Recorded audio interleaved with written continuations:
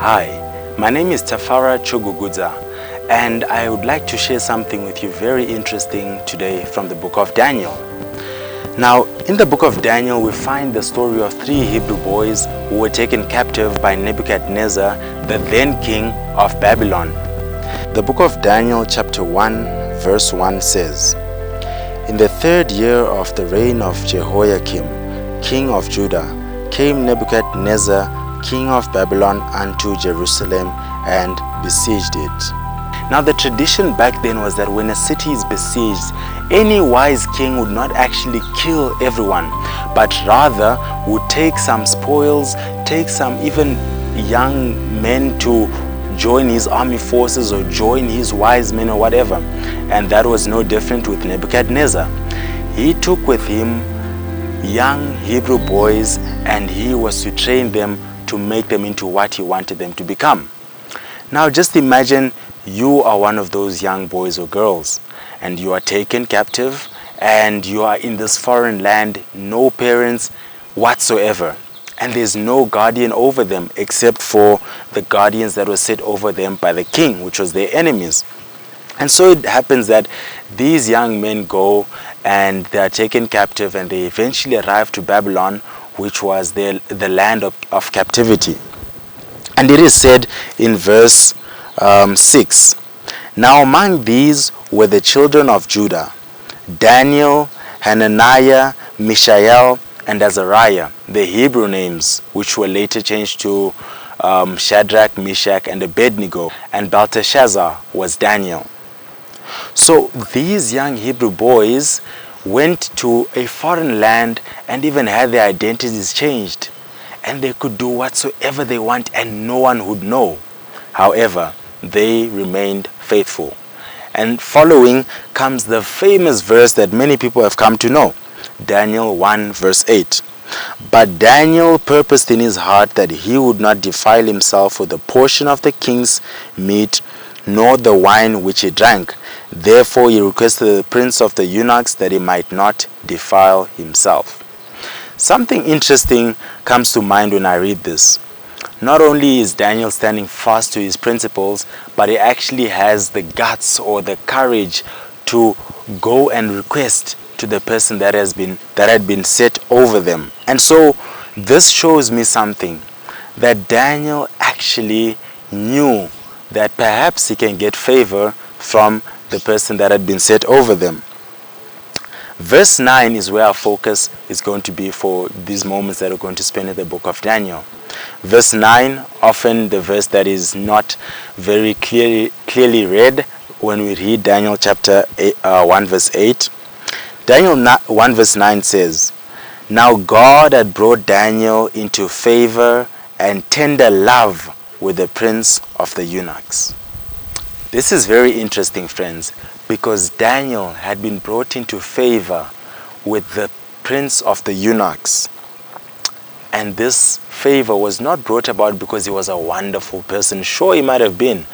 But it says here that God had brought Daniel into favor. In a world where many videos, many books are being written on how to win friends and influence people, how to be wonderful orators that can win over and woo over crowds of people and gain their favor, it is interesting that the Bible notes that it is God who brings us into favor with other people around us. And so I think of this, and the verse Proverbs chapter 16 verse 7 is brought to mind. Proverbs 16 verse 7 reads, "When a man's ways please the Lord, he maketh even his enemies to be at peace with him." So friends, we learn that you can read all the books that you like, all the videos that you like, you can watch and get all the wonderful tips on how to be a wonderful, friendly person. But the truth of the matter is, when a man's ways please the Lord, he maketh even his enemies to be at peace with him. This verse was such an eye-opener, and I believe it's even liberating for us as young Christian men and women who are trying to navigate our way through a world that is interestingly likened to Babylon. Yes, the Bible actually likens the world that we live in today to Babylon. And so, like those Hebrew boys, we are actually in Babylon, and we're required to be faithful just as they were. And so this verse in Proverbs actually liberated my mind and made me realize that I don't need to put so much effort into trying to maintain good interpersonal relations with people. I don't need to put so much effort into trying to be a pleasant person and trying to gain favor with those that are of authority, our teachers at our universities, our bosses at work, our friends at school.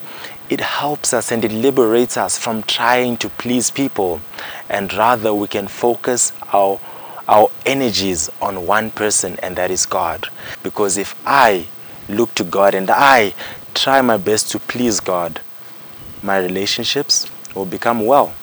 Not to say that you need to be mean to people and you need to be a careless person when it comes to dealing with others, but if you truly are serving God, He will bring you into favor with all men. And so all our efforts need to be focused on pleasing God.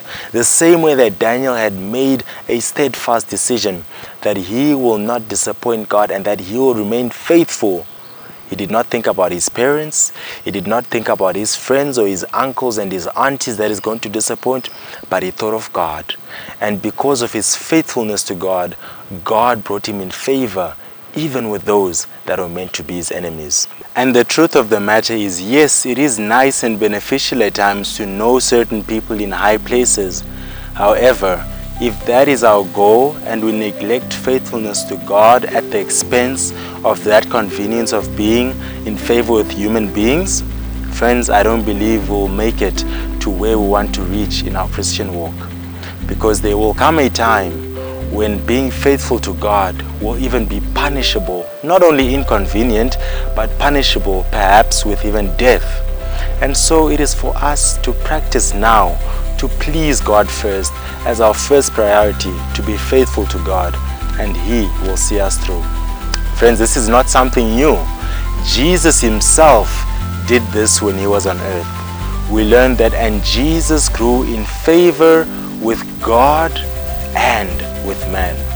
I don't believe that was a coincidence that God is put first in that verse, but it is by design and intention that Jesus firstly grew in his vertical relationship with God before he grew in his horizontal relationship. So friends, my encouragement for you today is that don't try to be in favor with people and affluent men and women of this world, but rather seek to please God, and He will bring you into favor with all men.